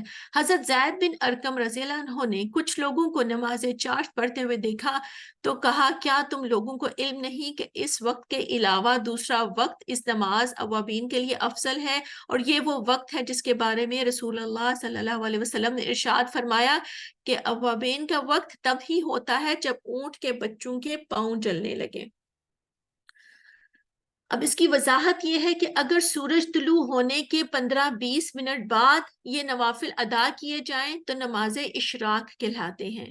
اگر سورج نکلنے کے تقریباً گھنٹے بعد ادا کیے جائیں تو نماز چاشت کہتے ہیں، اور اگر طلوع آفتاب کے 2-2.5 گھنٹے بعد ادا کیے جائیں تو نماز اوابین کہلاتے ہیں۔ ایک ہی نفل نماز ہے، اوقات کی تبدیلی کے ساتھ ہی نام بھی بدل گیا اور فضیلت بھی، جسے جو وقت میسر آئے پڑھ لے۔ تو جتنی اللہ تعالیٰ کسی کو توفیق دے، نفل نماز ہے، آپ کتنے بھی پڑھ سکتے ہیں، کوئی 2 پڑھے، 4 پڑھے، 6 اور 8 آپ لوگوں کے ساتھ فضیلت بیان کر دی گئی ہے۔ سب سے زیادہ فضیلت وہی ہے جو صبح جس نے اول وقت میں فجر کی نماز پڑھی اور اس کے بعد اسی جگہ پہ بیٹھ کے اللہ کا ذکر کرتا رہا، قرآن کی تلاوت کی، اور جب سورج طلوع ہوا تو اس کے نکلنے کے تقریباً 10-15 منٹ کے بعد 2 نفل پڑھے، تو وہ سب سے زیادہ فضیلت والی ہے۔ باقی اللہ تعالیٰ جتنی توفیق دے اتنا پڑھ لینا چاہیے۔ بعض اوقات ظاہر ہے کچھ حالات کی وجہ سے، کبھی وقت کی وجہ سے ہم نہیں کر سکتے، تو جتنا وقت میسر ہو ویسے کر لیجیے۔ میں امید کرتی ہوں کہ یہ ٹاپک کافی حد تک لوگوں کو سمجھ آ گیا ہوگا الحمدللہ۔ آج کا ہمارا دوسرا ٹاپک ہے نماز استخارہ۔ یہ بھی بہت بہت اہم ٹاپک ہے، اس کے متعلق بھی انشاءاللہ تعالی ہم آج دیکھیں گے، اور کوشش یہی ہے کہ یہ ٹاپک بھی اچھے سے کلیئر ہو، کیونکہ اس کے بارے میں بھی عموماً بہت سی غلط فہمیاں پائی جاتی ہیں۔ تو آج انشاءاللہ ہماری کوشش ہوگی کہ اس کا صحیح طریقہ سیکھیں۔ کچھ باتیں میں پہلے ابھی آپ لوگوں کے ساتھ کر لیتی ہوں۔ استخارہ کا مطلب ہوتا ہے کسی چیز میں سے بہتر کو طلب کرنا، خیر مانگنا۔ استخارہ ہے نا، خیر خیر مانگنا، خیر کی دعا کرنا، یہ یاد رکھنے والی بات ہے جو آپ نے یاد رکھنا ہے۔ نماز استخارہ کیا ہے؟ خیر مانگنا، خیر کی دعا کرنا۔ تو اللہ تعالیٰ سے بہتری کا سوال کرنا کسی بھی معاملے میں۔ جب انسان کوئی اہم فیصلہ کرنے لگے تو اس موقع پر اسے اللہ تعالیٰ سے مدد مانگنی چاہیے اور بہتر انتخاب کی دعا کرنی چاہیے، اور اس کے لیے باقاعدہ نماز ہے 2 نفل اور پھر دعا کے ساتھ۔ تو استخارے کی نماز بھی ہے اور مسنون دعا بھی۔ جو خود ساختہ دعائیں ہیں وہ ہمیں نہیں پڑھنی، بلکہ وہ دعا پڑھنی ہے جو نبی کریم صلی اللہ علیہ وسلم نے ہمیں سکھائی ہے، جو مسنون ہے۔ اور علماء کا اجماع ہے کہ نماز استخارہ یہ سنت ہے، اور اس میں مین چیز یہ ہے کہ ہم نے کیا کرنا ہے، اللہ تعالیٰ کے سامنے سر تسلیم خم کیا جائے اور طاقت اور قدرت سے نکل کر اللہ تعالیٰ سے دعا کی جائے۔ تو کسی بھی اہم معاملے میں ہم اللہ تعالیٰ سے مدد مانگتے ہیں، کیسے؟ نماز اور مسنون دعا سے۔ یاد رکھیے کہ ہم سب انسان اللہ تعالیٰ کے محتاج ہیں، اور مومن کے بارے میں اللہ کا ہر فیصلہ خیر کا فیصلہ ہوتا ہے، چاہے وہ کام جس پر ہمارا دل چاہ رہا ہو یا نہ چاہ رہا ہو، اس میں خیر ہی خیر ہے اللہ کی طرف سے۔ جب ہم نے استخارہ کر لیا، پھر جیسا جو بھی معاملہ پیش آئے، اس بات پر کامل یقین کہ میرے لیے اس میں خیر ہی ہے۔ ہمارا کام کیا ہے؟ خیر مانگنا اور فیصلہ کرنا، یہ اللہ تعالیٰ کا کام ہے۔ تو دعا مانگ کر معاملہ اللہ پر چھوڑ دینا چاہیے، اور اللہ جو بھی بندے کے لیے فیصلہ کرے، بندے کو پھر چاہیے کہ وہ اس فیصلے پر راضی رہے اور مطمئن رہے۔ اگر کوئی خیر یا نیکی کا کام بھی اگر ہم شروع کر رہے ہیں نا، تو اس میں بھی ہمیں استخارہ کرنا چاہیے۔ مثلا فرض کریے کوئی کلاس شروع کر رہے ہیں، تو اس کے لیے بھی پہلے استخارہ کر لیجئے۔ استخارہ دین اور دنیا دونوں کے کاموں کے لیے کیا جاتا ہے۔ اب یہ سوال بھی ذہن میں آ سکتا ہے کہ استخارہ کن کن کاموں کے لیے کیا جائے گا؟ دیکھیے، جائز اور مستحب کاموں میں، جیسے شادی، کاروبار وغیرہ، یا اور بھی کوئی معاملہ پیش آتا ہے، تو بعض اوقات ہوتا ہے کہ جیسے فرض کریے شادی کے معاملے میں یا کاروبار کرنے لگے ہیں، تو اگر فرض کریے کوئی رشتہ آیا ہے، اب فرض کریے 2 رشتے آئے ہیں یا 3 رشتے بعض اوقات آتے ہیں بچوں کے، تو اب پہلے آپ یہ کریں گے کہ آپ ان میں سے نا کوئی ایک پہلے خود سے آپ دیکھ لیں گے کہ کیا پلس مائنسز دیکھ لیجئے۔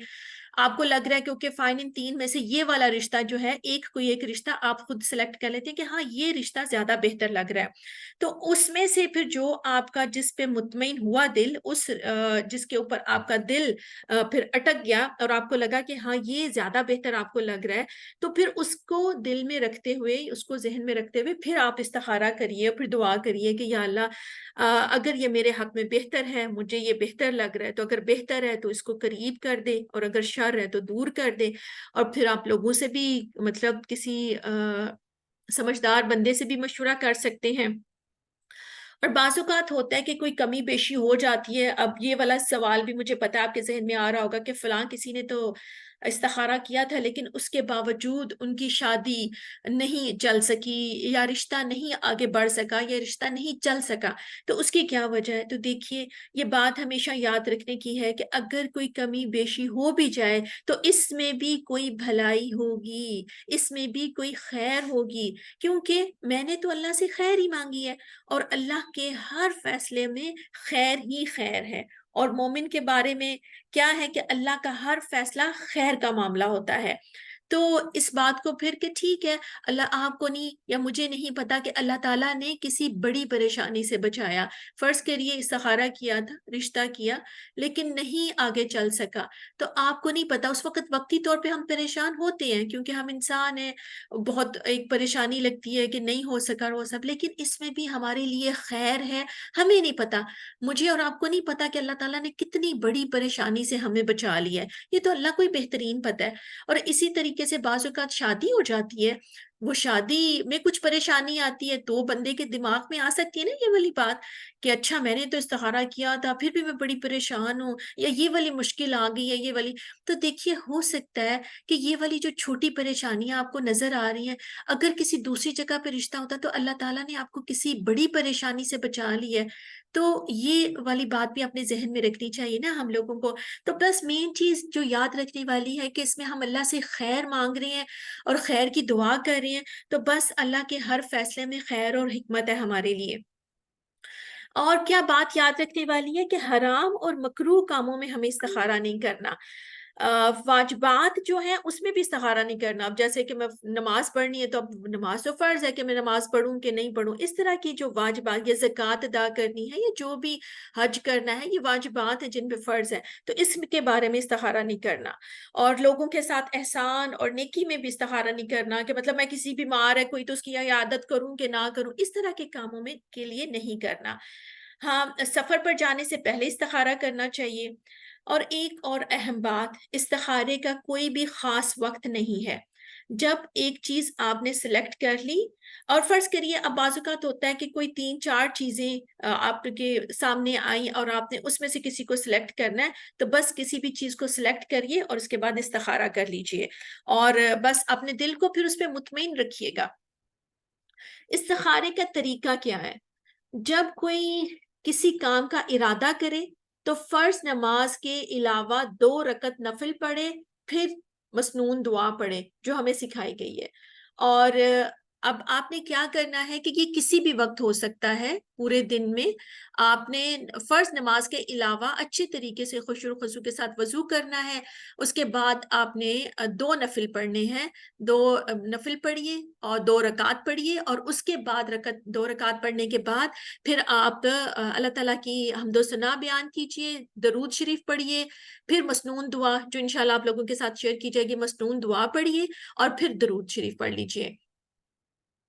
تو اس طریقے سے یہ اس کا طریقہ ہے۔ اور یہ جو استخارے کی دعا جیسے حافظ صاحب نے آپ کو بتایا کہ یہ تشہد میں اگر کسی کو زبانی یاد آتی ہے، زبانی یاد ہے تو وہ اس وقت بھی پڑھ سکتے ہیں، اور اگر نہیں آتی تو اوپر سے دیکھ کے پڑھ سکتے ہیں، اور نماز کے بعد بھی پھر یہ دعا کر سکتے ہیں۔ اب ایک یہ بات بھی ذہن میں آ سکتی ہے کہ اگر کسی کے پیریڈز ہیں، کوئی پیریڈز ہوئے ہیں یا حیض یا نفاس کا کوئی معاملہ ہے، تو اس معاملے میں کیا صرف دعا پڑھ سکتے ہیں؟ کیونکہ ہم نفل تو نہیں پڑھ سکتے اس وقت، تو کیا ہم صرف دعا پڑھ، اب کوئی معاملہ پیش آ گیا نا، تو اب ہم کیا کریں؟ تو پھر ہم صرف دعا پڑھ سکتے ہیں۔ تو اگر کسی مسلمان کو یہ اگر فرض کریے یہ طاقت نہیں رکھتا وہ، تو وہ صرف دعا بھی پڑھ سکتا ہے، کیونکہ ظاہر ہے پیریڈز میں ہم نہیں پڑھ سکتے نوافل وغیرہ، تو کوئی حاجت پیش آ گئی ہے، کوئی ضرورت پیش آ گئی ہے، تو صرف دعا استخارہ پڑھ کر آپ دعا مانگ لیجئے۔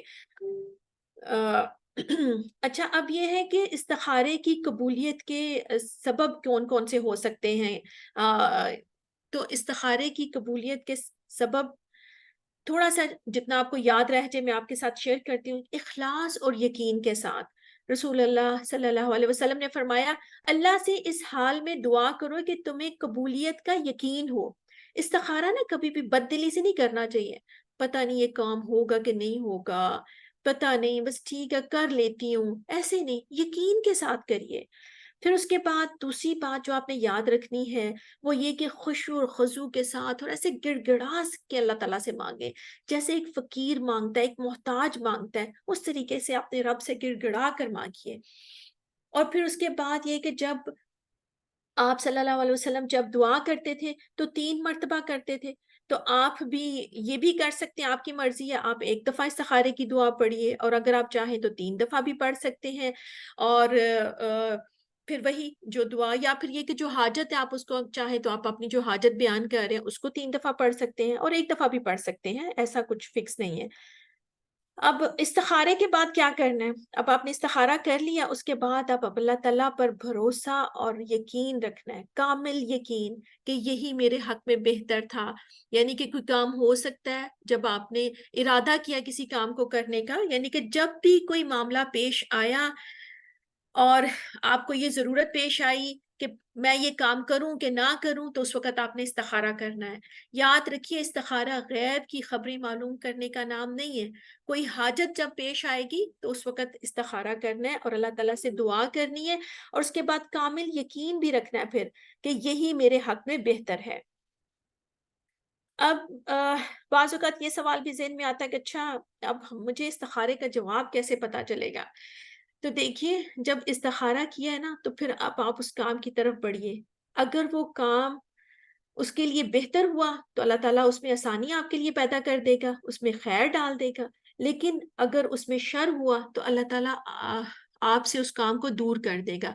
یعنی کہ آپ نے دعا پڑھی، آپ نے نفل پڑھی، دعا کیا، استخارہ کیا، آپ کرتے رہے، تو اگر اس میں خیر ہوگی، اگر اس میں خیر ہے آپ کے لیے تو وہ کام ہو جائے گا۔ لیکن اور دعا استخارہ کا میننگ بھی آپ ترجمہ بھی دیکھیے نا، تو یہی ہے کہ اگر خیر ہے تو قریب کر دے اور شر ہے تو دور کر دے، تو اللہ کو ہی بہترین پتہ ہے۔ تو اگر وہ کام ہو جاتا ہے تو الحمدللہ اس میں خیر تھا، اور اگر وہ کام نہیں ہوتا تو بھی پریشان ہونے کی بات نہیں ہے، اسی میں آپ کے لیے بہتری تھی۔ دیکھیے ہر 2 صورت میں اطمینان ضروری ہے۔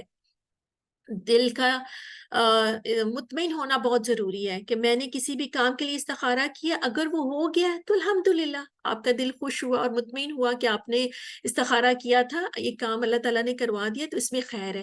اور اگر وہ کام نہیں ہوتا تو بھی دل مطمئن ہونا چاہیے کہ اس میں میرے لیے خیر ہے، تو اس بات کا یقین رکھنا بہت ضروری ہے۔ تو استخارے کا فائدہ یہ ہوتا ہے نا کہ کام میں آسانی ہو جاتی ہے۔ تو اگر آپ نے استخارہ کیا ہے، بات نہیں بنی، تو اس کا مطلب ہے کہ اللہ تعالیٰ نہیں چاہتا، تو اس کے لیے دیکھیے استخارے کے لیے نہ تو خواب آنا ضروری ہے، نہ ہی شرح صدر۔ کئی لوگ کہتے ہیں کہ بس یہ دل کا شرح صدر ہونا، یہ اس طرح کا کچھ بھی نہیں ہمیں بتایا گیا۔ تو خواب پر بنیاد نہیں رکھنی چاہیے، خواب آنا کوئی ضروری نہیں ہے، بس کاموں کی آسانی ہے اور رکاوٹوں کی دوری ہے۔ تو جب کسی کام کے لیے استخارہ کرے تو اللہ پر توکل رکھتے ہوئے اسے جاری رکھیں، اور یہ والا یقین کامل ہونا چاہیے، خواب کا انتظار نہیں کرنا، اور نہ ہی یہ کہ اچھا میرا تو دل ہی مطمئن نہیں ہو رہا، بس ٹھیک ہے آپ یہ اور استخارہ آپ ایک سے زیادہ دفعہ بھی کر سکتے ہیں، آپ پڑھتے رہیے۔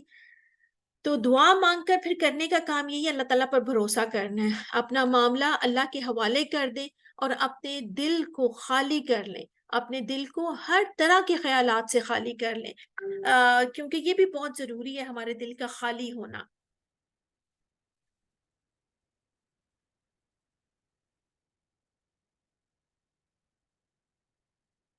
نماز استخارہ کا بیان، کوئی بھی اہم کام کرنا ہو تو اس سے پہلے لازمی طور پر استخارہ کرنا چاہیے۔ سیدنا جابر بن عبداللہ رضی اللہ عنہما فرماتے ہیں کہ رسول اللہ صلی اللہ علیہ وسلم ہمیں تمام کاموں میں استخارہ کرنے کی تعلیم اس طرح دیتے جس طرح ہمیں قرآن کی سورت کی تعلیم دیتے۔ آپ صلی اللہ علیہ وسلم فرماتے ہیں تم میں سے کوئی شخص جب کسی اہم کام کا ارادہ کرے تو وہ فرض کے علاوہ 2 رکعت پڑھے، پھر یہ استخارے کی دعا پڑھے۔ تو دیکھیں ہمیں خود بتا دیا گیا ہے، حدیث آپ کے سامنے ہے کہ کیسے کرنا ہے، وہ بھی ہمیں بتا دیا گیا۔ طریقہ کیا ہے کہ جب کسی اہم کام کا ارادہ کرے، کوئی اہم کام آپ کرنا چاہ رہے ہیں، آپ نے اس کا ارادہ کیا تو فرض کے علاوہ 2 رکعت پڑھے، پھر یہ استخارے کی دعا پڑھے۔ استخارہ یہ ہے کہ گویا بندہ اپنے کسی کام میں اللہ تعالیٰ جو علام الغیوب ہے اس سے مشورہ کر رہا ہے، جیسا کہ رسول اللہ صلی اللہ علیہ وسلم کا پیغام نکاح ملنے پر زینب بنت جحش رضی اللہ عنہا نے فرمایا میں اپنے رب سے مشورہ کیے بغیر کچھ نہیں کروں گی، پھر وہ استخارے کے لیے نماز پڑھنے لگی۔ یہ ہے جی مسنون دعائے استخارہ۔ دیکھیے اس کی ٹرانسلیشن بھی بہت ہی خوبصورت ہے۔ اللہم انی استخیرک بعلمک واستقدرک بقدرتک واسألک من فضلک العظیم فإنک تقدر ولا اقدر وتعلم ولا اعلم وانت علام الغیوب اللہم ان کنت تعلم ان هذا الامر خیر لی فی دینی ومعاشی وعاقبت امری فاقدره لی ویسره لی ثم بارک لی فیہ وَإِن كُنْتَ تَعْلَمُ أَنَّ هَذَا الْأَمْرَ شَرٌّ لِّي فِي دِينِي وَمَعَاشِي وَعَاقِبَةِ أَمْرِي فَاصْرِفْهُ عَنِّي وَاصْرِفْنِي عَنْهُ وَاقْدُرْ لِي الْخَيْرَ حَيْثُ كَانَ ثُمَّ أَرْضِنِي بِهِ۔ اے اللہ، اس کا ترجمہ دیکھیے بہت خوبصورت۔ اے اللہ، بے شک میں تجھ سے تیرے علم کے ساتھ بھلائی طلب کرتا ہوں اور تجھ سے تیری قدرت کے ساتھ طاقت طلب کرتا ہوں، اور میں تجھ سے تیرے فضل عظیم کا سوال کرتا ہوں، کیونکہ تو قدرت رکھتا ہے اور میں قدرت نہیں رکھتا، تو جانتا ہے اور میں نہیں جانتا، اور تو غیبوں کو خوب جانتا ہے۔ اے اللہ، اگر تو چاہتا ہے کہ بے شک یہ کام، اور آپ اس کام کا نام لے سکتے ہیں، میرے لیے میرے دین، میرے معاش، میرے انجام کار کے لحاظ سے بہتر ہے تو اس کا میرے حق میں فیصلہ کر دے اور اسے میرے لیے آسان کر دے، پھر میرے لیے اس میں برکت ڈال دے۔ اور اگر تو چاہتا ہے کہ بے شک یہ کام، جو کام آپ کرنا چاہ رہے ہیں، میرے لیے میرے دین، میرے معاش، میرے انجام کار کے لحاظ سے برا ہے تو اسے مجھ سے دور کر دے اور مجھے اس سے دور کر دے اور میرے لیے بھلائی کا فیصلہ کر دے جہاں بھی وہ ہو، پھر مجھے اس پر راضی کر دے۔ تو دیکھیں یہی حافظ صاحب بتا رہے تھے نا کہ جب ہم یہ کہہ رہے ہیں کہ ہم کیا کہ اے اللہ اللہم انی استخیرک، اے اللہ بے شک میں تجھ سے تیرے علم کے ساتھ بھلائی طلب کرتا ہوں. تو جب میں یہ دعا کر رہی ہوں کہ اللہ میں تجھ سے تیرے علم کے ساتھ بھلائی طلب کرتی ہوں اور تجھ سے تیری قدرت کے ساتھ طاقت طلب کرتی ہوں. اور دیکھیے تو یہ کہ آپ سارا اس کی ٹرانسلیشن پڑھیے اور دیکھیے کہ اے اللہ اگر تو جانتا ہے کہ اس کا میرے حق میں فیصلہ کر دے اور میرے لیے آسان کر دے. تو یہ جب ہم اپنے لیے دعا یہ پڑھ رہے ہیں تو یہ اس ٹرانسلیشن کو اگر آپ دیکھیں تو یہ اس بات کی دلیل ہے کہ کوئی اور ہمارے بہاف پہ ہمارا استخارہ نہیں کر سکتا. اس کی ٹرانسلیشن آپ دیکھیے نا، ترجمہ آپ دیکھیے جو آپ پڑھ رہے ہیں. ہمارے لیے پرابلم یہی ہے کہ ہم لوگوں کو نہیں پتا. ہم عربی تو پڑھتے ہیں، بعض اوقات ہم ترجمہ پڑھتے ہی نہیں ہیں. تو اگر ہم نے ترجمہ پڑھا ہو تو ہمیں پتا ہو کہ ہم کیا پڑھ رہے ہیں. اسی لیے نماز کا ترجمہ آپ لوگوں کو یاد کروایا جا رہا تھا کہ جو ہم پڑھ رہے ہیں دیکھیں تو صحیح کہ ہم کیا پڑھ رہے ہیں. اللہ سے مانگ رہے ہیں، دیکھیں تو صحیح کہ کیا مانگ رہے ہیں. ایک شعور کے ساتھ ہمارے دل اور دماغ کو پتا تو ہو کہ کیا مانگ رہے ہیں، کیا بول رہے ہیں، کیا پڑھ رہے ہیں. تو یہ بہت ضروری ہے. تو آپ دیکھیے جب اس کی ٹرانسلیشن ہی آپ کہ ہم اپنے لیے ہی خیر مانگ رہے ہیں اور میرے حق میں فیصلہ کر دے، میرے لیے آسان کر دے، میرے لیے برکت ڈال دے، تو پھر اس میں کسی اور سے آپ استخارہ کیسے کروا سکتے ہیں؟ تو استخارہ جس کو بھی جو حاجت پیش آئے گی، جس کا کوئی کام ہوگا، جس کی کوئی ضرورت ہوگی، جس کسی کام کا ارادہ کرے گا، ہم میں سے ہر کوئی خود اپنے لیے یہ کرے گا. استخارہ دن اور رات کے کسی بھی وقت کیا جا سکتا ہے، جیسے کہ سیدنا زینب رضی اللہ عنہا جب ضرورت پڑی تو فوراً استخارے کے لیے کھڑی ہو گئیں. بعض لوگ کہتے ہیں کہ جب آدمی سونے لگے تو 2 رکعت نماز پڑھے اور استخارے کی مخصوص دعا پڑھے اور قبلہ رخ ہو کر سو جائے. اگر ایک روز میں دل مطمئن نہ ہو تو مسلسل 7 روز تک ایسا ہی کرے. حدیث میں اس کا کوئی ثبوت نہیں.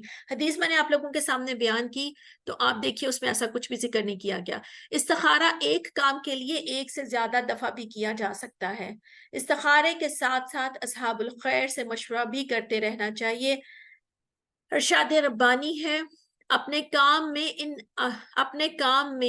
اپنے اصحاب سے مشورہ کیجئے، پھر جب آپ پختہ عزم کر لیں تو اللہ پر بھروسہ کر کے کام کیجئے. تو دیکھیے سورہ آل عمران میں ہمیں بتا دیا گیا ہے وَشَاوِرْهُمْ فِي الْأَمْرِ فَإِذَا عَزَمْتَ فَتَوَكَّلْ عَلَى اللَّهِ کہ اپنے کام میں ان سے مشورہ کیجئے، پھر جب آپ پختہ عزم کر لیں تو اللہ پر بھروسہ کیجئے. تو یہ بھروسہ بہت ضروری ہے. بعض لوگوں نے یہ عقیدہ بنا لیا ہے کہ استخارہ کرنے سے آدمی کو رات خواب میں صحیح صورتحال نظر آ جاتی ہے. صحیح بات یہ ہے کہ استخارہ کرنے سے اللہ تعالیٰ آدمی کا سینہ کھول دیتا ہے اور کسی ایک جانب اس کی توجہ مبذول کر دیتا ہے، اور جو چیز اس کے لیے بہتر ہوتی ہے اس کے لیے آسانیاں پیدا ہو جاتی ہیں. اور رہی بات خواب کی تو خواب بھی آ سکتا ہے لیکن یہ ضروری نہیں ہے. بعض اوقات آ جاتا ہے کئی لوگوں کو بٹ یہ ضروری نہیں ہے. بعض لوگ خود استخارہ کرنے کی بجائے دوسروں سے استخارہ کرواتے ہیں.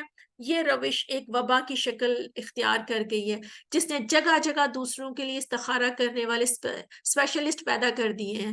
حالانکہ اپنے لیے خود استخارہ کرنے کی بجائے کسی اور سے استخارہ کروانا خلاف سنت ہی نہیں بلکہ کاہن اور نجومی کی تصدیق کرنے کے مترادف ہے، خصوصاً جب استخارہ کروانے والا استخارہ کرواتا ہی اس نیت سے ہے کہ مجھے ان بزرگوں سے کوئی پکی خبر یا واضح مشاہدہ ملے گا، جسے بعد میں وہ منوعاً سچا جان کر کسی کام کے کرنے یا نہ کرنے کا فیصلہ کرتا ہے. حالانکہ استخارے کے لیے نہ تو یہ لازمی ہے کہ یہ سونے سے پہلے کیا جائے اور نہ یہ لازمی ہے کہ خواب میں کوئی واضح اشارہ ہوگا. سیدھی سی بات ہے کہ کام کا ارادہ رکھنے والا شخص استخارہ کرے، نیک اور تجربہ کار لوگوں سے مشورہ کرے، اس کے بعد وہ جو بھی کام کرے گا اللہ تعالیٰ اس میں بہتری پیدا کر دے گا انشاءاللہ تعالیٰ. تو یہ تھا آج کا ہمارا استخارہ کا بھی. میں امید کرتی ہوں کہ آپ کو الحمدللہ یہ اچھے سے سمجھ آ گیا ہوگا.